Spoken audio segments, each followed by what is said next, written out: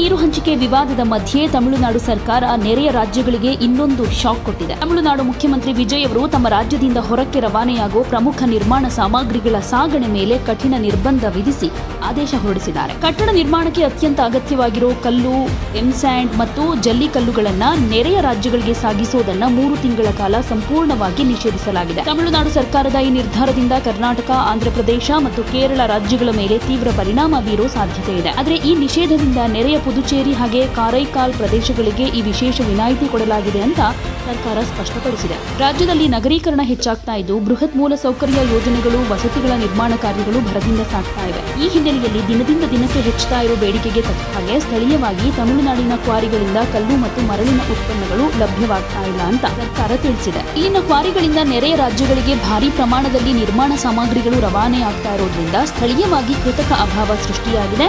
ಇದರಿಂದ ರಾಜ್ಯದೊಳಗೆ ನಿರ್ಮಾಣ ಸಾಮಗ್ರಿಗಳ ಬೆಲೆಗಳು ಗಗನಕ್ಕೇರಿವೆ ಎನ್ನಲಾಗಿದೆ. ಹೀಗಾಗಿ ತಮಿಳುನಾಡಿನ ಸ್ಥಳೀಯ ಅಭಿವೃದ್ಧಿ ಯೋಜನೆಗಳು ಮತ್ತು ಸಾರ್ವಜನಿಕ ಕಾಮಗಾರಿಗಳು ಸ್ಥಗಿತಗೊಳ್ಳದ ಹಾಗೆ ನೋಡಿಕೊಳ್ಳುವುದಕ್ಕೆ ಈ ತಾತ್ಕಾಲಿಕ ಹಾಗೆ ಕಠಿಣ ಕ್ರಮ ಕೈಗೊಳ್ಳಲಾಗಿದೆ ಅಂತ ಈ ನಿಷೇಧವನ್ನು ಸಮರ್ಥನೆ ಮಾಡಿಕೊಳ್ತಾ ಇದೆ. ಈ ನಿಷೇಧಾಜ್ಞೆಗಳು ಕಟ್ಟುನಿಟ್ಟಾಗಿ ಜಾರಿಗೆ ಬರುವಂತೆ ನೋಡಿಕೊಳ್ಳುವುದಕ್ಕೆ ಗಡಿ ಜಿಲ್ಲೆಗಳ ಜಿಲ್ಲಾಧಿಕಾರಿಗಳು ಮತ್ತು ಪೊಲೀಸ್ ವರಿಷ್ಠಾಧಿಕಾರಿಗಳಿಗೆ ತಮಿಳುನಾಡು ಸರ್ಕಾರ ಸ್ಪಷ್ಟ ಆದೇಶ ಕೊಟ್ಟಿದೆ. ಗಣಿಗಾರಿಕೆ ಮತ್ತು ಸಾರಿಗೆ ಇಲಾಖೆ ಅಧಿಕಾರಿಗಳ ಜೊತೆ ಸಮನ್ವಯ ಸಾಧಿಸಿ ಗಡಿ ಭಾಗದ ಚೆಕ್ ಪೋಸ್ಟ್ಗಳಲ್ಲಿ ತಪಾಸಣೆಯನ್ನು ತೀವ್ರಗೊಳಿಸುವಂತೆ ಸೂಚಿಸಲಾಗಿದೆ. ಕಾನೂನು ಬಾಹಿರವಾಗಿ ಗಡಿ ದಾಟಿಸಿ ಕಲ್ಲು, ಜಲ್ಲಿ ಅಥವಾ ಎಂಸ್ಯಾಂಡ್ ಸಾಗಿಸುವುದಕ್ಕೆ ಟ್ರೈ ಮಾಡಿದರೆ ತಮಿಳುನಾಡು ಅಕ್ರಮ ಗಣಿಗಾರಿಕೆ ಸಾರಿಗೆ ನಿರೋಧಕ ಕಾಯ್ದೆಯಡಿ ಕಠಿಣ ಕ್ರಮ ಕೈಗೊಳ್ಳಲಾಗುತ್ತೆ ಅಂತ ಎಚ್ಚರಿಕೆ ಕೊಟ್ಟಿದೆ. ನಿಯಮ ಉಲ್ಲಂಘಿಸುವ ವಾಹನಗಳನ್ನು ಜಪ್ತಿ ಮಾಡೋದ್ರ ಜೊತೆಗೆ ಭಾರಿ ಪ್ರಮಾಣದ ದಂಡ ವಿಧಿಸಲಾಗುತ್ತೆ ಅಂತ ಖಡಕ್ ಎಚ್ಚರಿಕೆಯನ್ನು ಕೊಡಲಾಗಿದೆ. ತಮಿಳುನಾಡಿನ ಈ ನಿರ್ಧಾರದಿಂದ ಕರ್ನಾಟಕದ, ಅದರಲ್ಲೂ ವಿಶೇಷವಾಗಿ ರಾಜಧಾನಿ ಬೆಂಗಳೂರಿನ ರಿಯಲ್ ಎಸ್ಟೇಟ್ ಮತ್ತು ಮೂಲಸೌಕರ್ಯ ವಲಯಕ್ಕೆ ದೊಡ್ಡ ಪೆಟ್ಟು ಬೀಳೋ ಆತಂಕ ಎದುರಾಗಿದೆ. ಗಡಿ ಭಾಗದ ಜಿಲ್ಲೆಗಳಾದ ಹೊಸೂರು, ಕೃಷ್ಣಗಿರಿ ಭಾಗದಿಂದ ಬೆಂಗಳೂರಿನ ವಿವಿಧ ನಿರ್ಮಾಣ ಕಾಮಗಾರಿಗಳಿಗೆ ಪ್ರತಿನಿತ್ಯ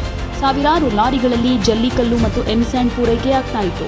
ಈಗ ಏಕಾಏಕಿ ಸಾಗಣೆ ನಿಂತು ಹೋಗಿರೋದ್ರಿಂದ ನಗರದಲ್ಲಿ ನಿರ್ಮಾಣ ವೆಚ್ಚ ಹೆಚ್ಚಾಗೋ ಹಾಗೆ ಕಾಮಗಾರಿಗಳು ವಿಳಂಬವಾಗೋ ಸಾಧ್ಯತೆ ಇದೆ. ಇತ್ತ ಕೇರಳದ ಮುಖ್ಯಮಂತ್ರಿ ಕೂಡ ಈ ನಿರ್ಧಾರದಿಂದ ಆತಂಕ ವ್ಯಕ್ತಪಡಿಸಿದ್ದಾರೆ. ರಾಷ್ಟ್ರೀಯ ಯೋಜನೆಗಳ ಹಿತದೃಷ್ಟಿಯಿಂದ ನಮ್ಮ ರಾಜ್ಯಕ್ಕೆ ಬರೋ ಸಾಮಗ್ರಿಗಳಿಗೆ ವಿಶೇಷ ವಿನಾಯಿತಿ ನೀಡಬೇಕು ಅಂತ ಕೋರಿ ಕೇರಳ ಸಿಎಂ ತಮಿಳುನಾಡು ಮುಖ್ಯಮಂತ್ರಿ ವಿಜಯ್ ಅವರಿಗೆ ಪತ್ರ ಕೂಡ ಬರೆದಿದ್ದಾರೆ. ಇನ್ನು ಈ ನಿಟ್ಟಿನಲ್ಲಿ ಕರ್ನಾಟಕದ ಮುಖ್ಯಮಂತ್ರಿ ಡಿ.ಕೆ. ಶಿವಕುಮಾರ್ ಏನಾದರೂ ಇದೇ ರೀತಿ ಪತ್ರವನ್ನ ಬರೀತಾರಾ, ವಿನಾಯಿತಿ ಬೇಕು ಅಂತ ಏನಾದರೂ ಕೇಳ್ತಾರಾ, ಕಾದು ನೋಡೋಣ. ಯಾವುದೇ ಸುದ್ದಿಯ ಅಪ್ಡೇಟ್ ಅನ್ನ ಮಿಸ್ ಮಾಡ್ಕೊಳ್ಬಾರ್ದು ಅಂದ್ರೆ ಈಗ್ಲೇ ಒನ್ ಇಂಡಿಯಾವನ್ನ ಸಬ್ಸ್ಕ್ರೈಬ್ ಮಾಡಿ. ನಿಮಗೆ ಬೇಕಾದ ಭಾಷೆಯಲ್ಲಿ ಎಲ್ಲಾ ಸುದ್ದಿ ತಿಳಿಬೇಕು ಅಂದ್ರೆ ಒನ್ ಇಂಡಿಯಾ ಆಪ್ ಅನ್ನ ಡೌನ್ಲೋಡ್ ಮಾಡ್ಕೊಳ್ಳಿ.